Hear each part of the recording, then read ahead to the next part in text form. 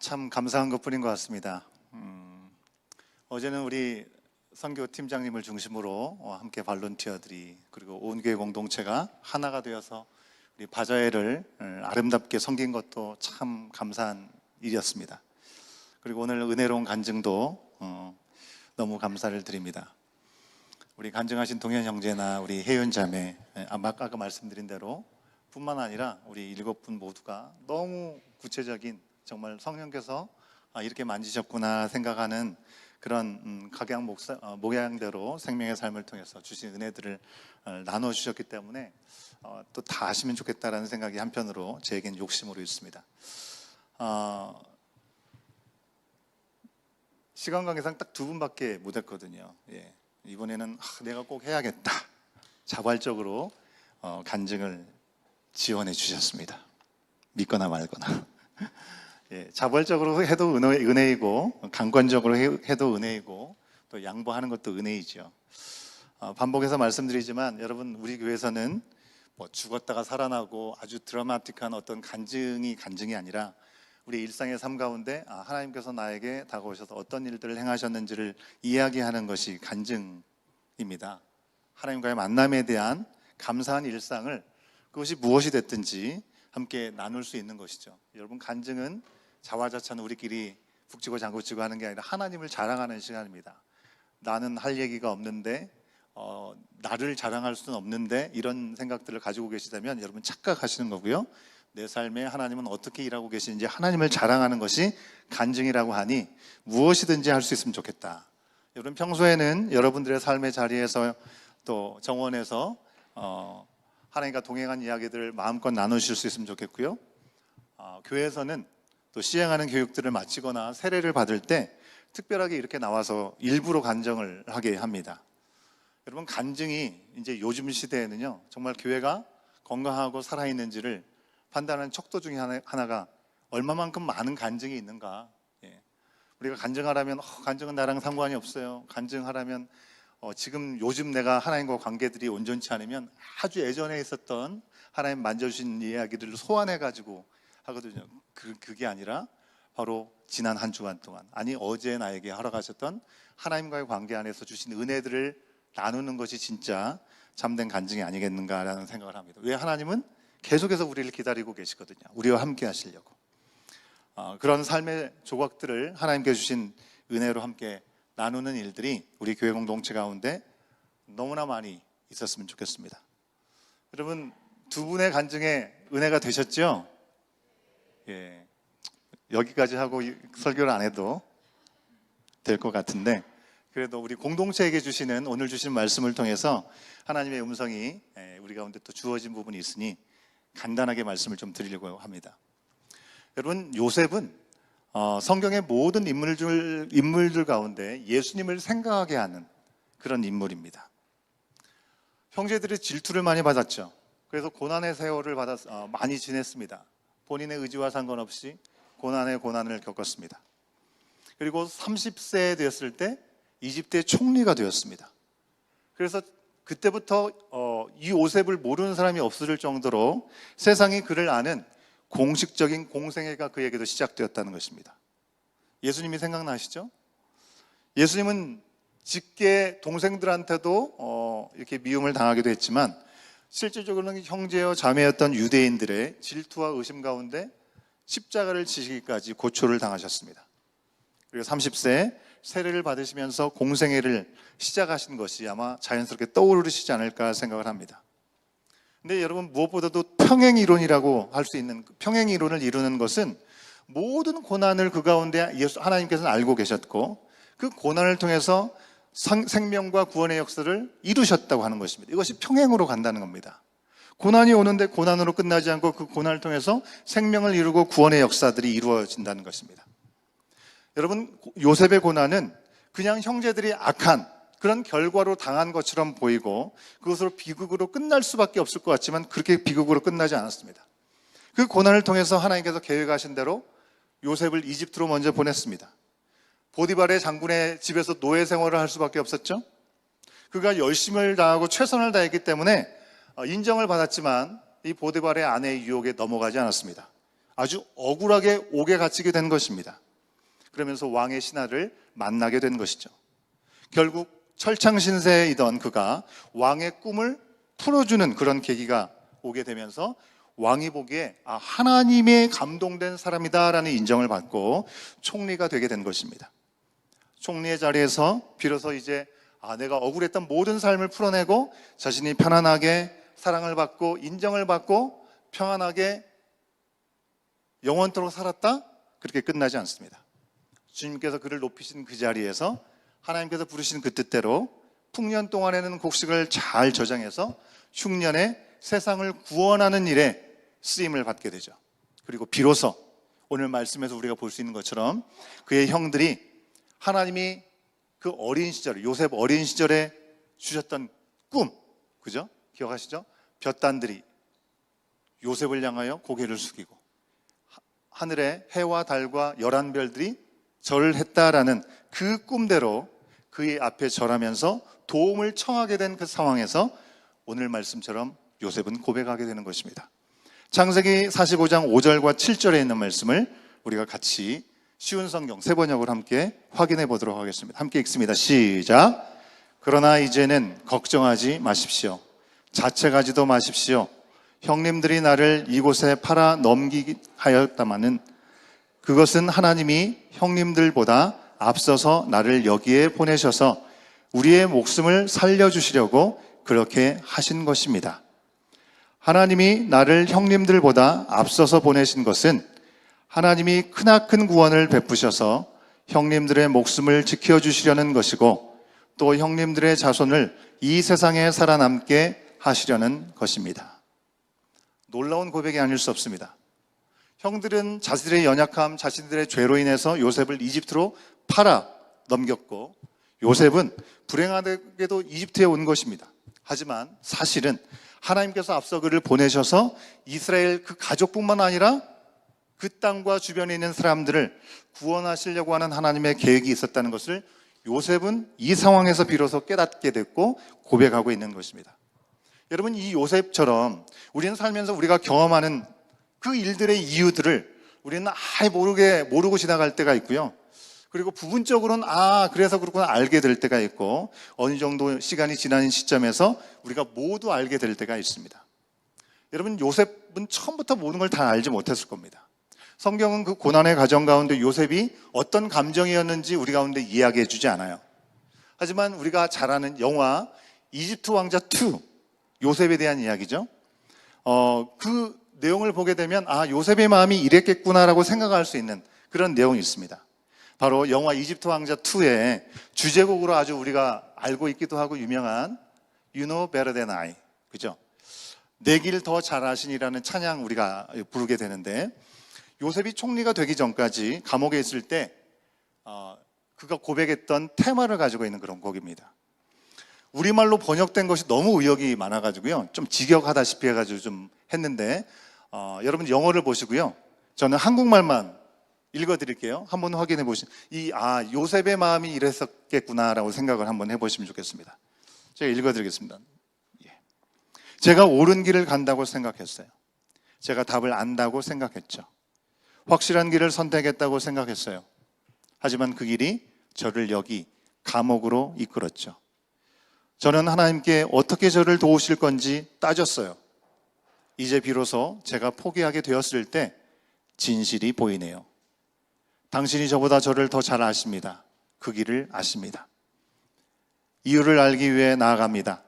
당신이 저보다 저를 더 잘 아시기 때문입니다. 이게 만약 시험이었다면 저는 이유를 모르겠어요. 하지만 제가 모른다는 것을 아는 것이 성장의 과정이었나 봅니다. 나는 최선을 다하려고 노력하고 믿음이 그것을 가능하게 해주었습니다. 제가 할 수 있는 최선은 당신을 신뢰하는 것입니다. 노래로 우리 가운데 익숙한 그런 내용입니다. 여러분, 요셉은 다 알고 이해가 되어서 그 길을 간 것이 아니라 하나님을 믿는 그 믿음으로 이 모든 시간을 이겨낼 수 있었던 것입니다. 여러분, 그에게는 선택의 여지가 있었죠. 형들을 원망할 수 있는 선택권도 있었고 그가 믿었던 하나님을 원망할 수 있는 선택권도 있었지만 하나님을 신뢰하는 것을 그는 선택한 것입니다. 여러분, 우리도 마찬가지죠. 여러분, 우리가 살아가면서 원치 않은 많은 일들을 우리가 경험합니다. 상처를 받죠. 억울한 일을 당합니다.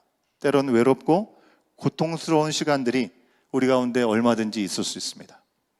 하지만 그 모든 문제들을 아시는 하나님께서 선하시고 완전하신 것을 우리가 믿는다면 그 모든 상처와 그런 모든 고난에 우리는 침몰되지 않을 수 있습니다. 여러분, 요셉은 형들에 의해서 구덩이에 빠졌죠.